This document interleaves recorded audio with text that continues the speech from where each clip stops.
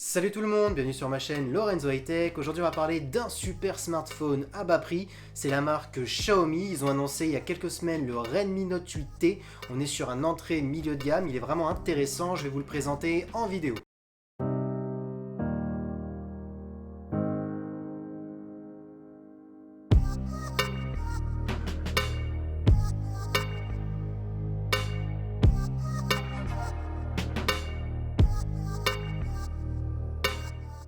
Comme vous avez pu le voir dans la vidéo, en termes de design, il est plutôt joli, plutôt intéressant.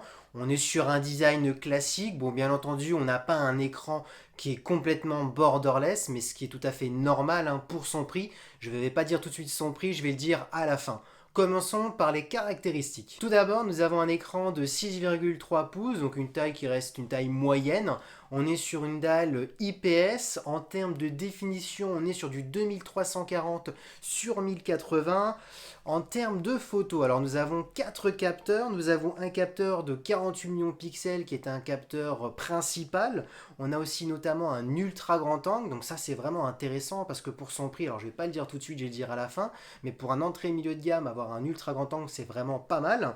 Surtout, alors nous avons aussi un macro de 2 millions de pixels. Donc le macro c'est pour faire des photos ultra près d'objets notamment, parce que souvent sur les smartphones qui n'ont pas cet objectif, c'est flou, il faut toujours s'éloigner du sujet. Ensuite nous avons un autre capteur de profondeur de 2 millions de pixels, donc c'est notamment pour les modes portrait, parce que vous avez toujours besoin de deux objectifs, un objectif classique et un objectif de profondeur, ça améliore le relief, notamment pour les photos de portrait. Ensuite, pour ce qui est du capteur frontal, donc notamment pour les fans de selfie, malheureusement vous allez être déçus, ça va être son point faible pour ma part, je ne comprends pas Xiaomi.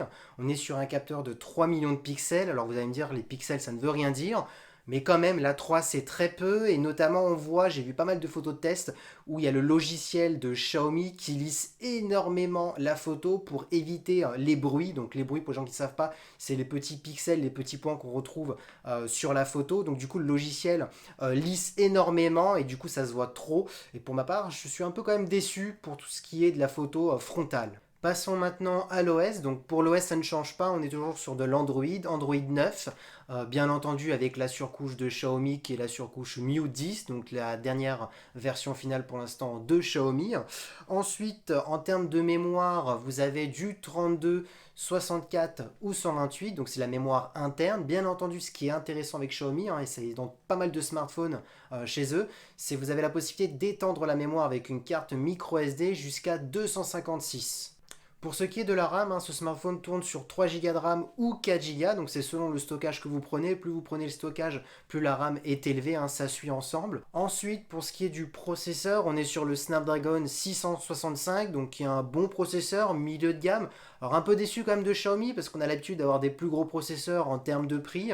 Maintenant, ça reste quand même un processeur polyvalent, c'est pour faire des petits jeux, des recherches sur Internet, des photos, le traitement va être correct, donc c'est intéressant quand même. Ensuite, vous avez une superbe autonomie de 4000 mAh, donc ça c'est son point fort pour ma part, parce que pour le prix que je dirais ensuite pour la fin, c'est pas mal.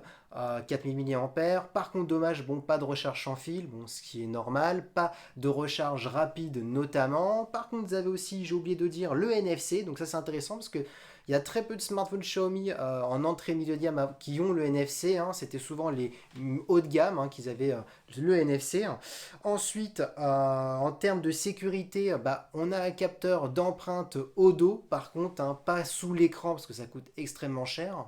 Et bien entendu, la dernière information la plus importante, c'est son prix. Et oui, je l'ai caché jusqu'à la fin parce qu'il est vraiment intéressant.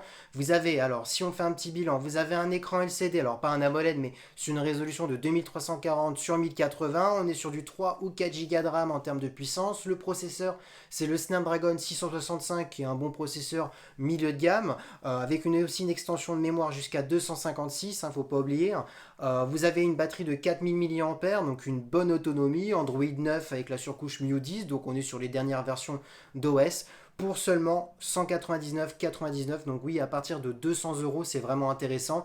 Et souvent, quand vous augmentez de 20-30 €, bah, vous augmentez le stockage, que ça va de 32 jusqu'à 128 si je ne me trompe pas. Donc c'est vraiment intéressant, surtout que c'est Noël et le Black Friday en ce moment. Peut-être qu'il y aura aussi des prix encore pour le Black Friday sur Internet, ça peut être possible. Donc voilà pourquoi je vous le présente, parce que c'est vraiment le téléphone le moins cher actuellement du marché pour ses caractéristiques. Le concurrent, ça serait le Realme 5 Pro, mais qui reste encore un peu plus cher et qui est même moins bon sur certaines catégories. Et c'est terminé pour cette vidéo, j'espère qu'elle vous aura plu. N'hésitez pas à liker, commenter, à partager et à vous abonner bien entendu. Il y a encore plein de vidéos qui vous attendent, surtout pour cette fin d'année, surtout avec Noël. J'ai pas mal d'idées de vidéos sur des produits, je vais pas en dire plus. Donc n'oubliez pas de partager et de liker, c'était Lorenzo High Tech.